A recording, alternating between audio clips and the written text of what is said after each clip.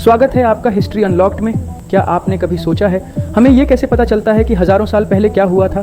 तो चलिए आज हम उतरते हैं अध्याय 4 में, इतिहास की समय रेखा और उसके स्रोतों की रोमांचक दुनिया में। सबसे पहले समझते हैं कि इतिहास में समय कैसे मापा जाता है। कल्पना कीजिए कि समय एक बहुत लंबा पैमाना है, एक समय रेखा। प्राचीन मानवों द्वारा आग जलाने से लेकर गौतम बुद्ध के जन्म तक और भारत के स्वतंत्र होने तक हर चीज़ इस रेखा पर दर्ज है। आज ज़्यादातर दुनिया ग्रेगोरियन कैलेंडर का इस्तेमाल करती है, जिसमें ईसा मसीह के जन्म को समय की शुरुआत माना गया है। उसके बाद के सालों को कहते हैं सी, कॉमन एरा, और उसके पहले के सालों को कहते हैं BC, बिफोर कॉमन एरा। एक मज़ेदार तथ्य, इस कैलेंडर में कोई शून्य वर्ष नहीं होता, यानी एक BCE के ठीक बाद आता है एक CE। अब अगर हमें जानना हो कि बुद्ध का जन्म 560 BCE में हुआ था, तो वो आज से कितने साल पहले हुआ था? बस 560 में 2024 जोड़िए और 1 घटाइए, तो 560 प्लस 2024 एक 2533 साल पहले। अब सवाल है, इतिहास की जानकारी हमें कौन देता है?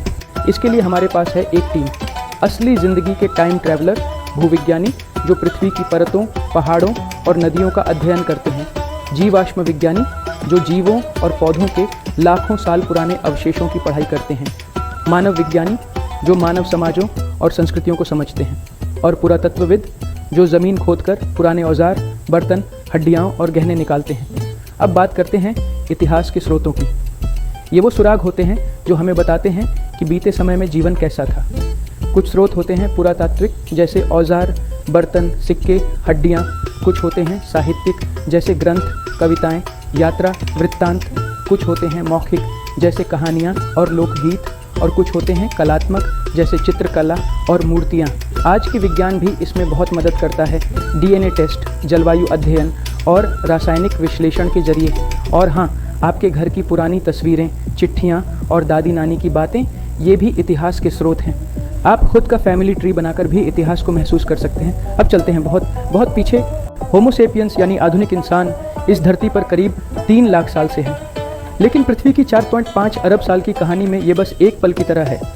शुरुआती इंसान झुंडों में रहते थे, शिकार करते थे, फल इकट्ठा करते थे और गुफाओं की दीवारों पर अपनी कहानियाँ बनाते थे। वो आग का इस्तेमाल करते थे, पत्थर के औजार बनाते थे, और धीरे धीरे जीवन बदलने लगा। करीब 12,000 साल पहले जब आखिरी हिमयुग खत्म हुआ तो मौसम गर्म हुआ। इंसानों ने खेती करना शुरू किया, नदियों के किनारे बस गए और जानवरों को पालतू बनाया। गांव बने, फिर कस्बे, और फिर व्यापार शुरू हुआ। मिट्टी के बर्तन, तांबा और लोहे के औजार, सबने जीवन को आसान बनाया। यहीं से सभ्यता की नींव रखी गई, धीरे धीरे, पीढ़ी दर पीढ़ी। तो आज हमने क्या सीखा? हमने जाना कि इतिहास में समय कैसे मापा जाता है, कौन कौन से स्रोत हैं जो हमें इतिहास की झलक देते हैं, और कैसे प्राचीन मानवों ने हमारी आज की दुनिया की बुनियाद रखी। इतिहासकार EOH कार ने कहा था, इतिहास वर्तमान और अतीत के बीच एक अंतहीन संवाद है, इसलिए जब हम अतीत को समझते हैं हम खुद को बेहतर समझ पाते हैं। वीडियो देखने के लिए धन्यवाद।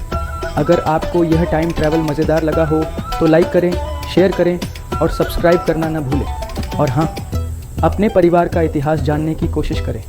क्या पता आपको कोई अद्भुत कहानी मिल जाए। अगली बार तक के लिए जिज्ञासु रहिए, इतिहास में खो जाइए।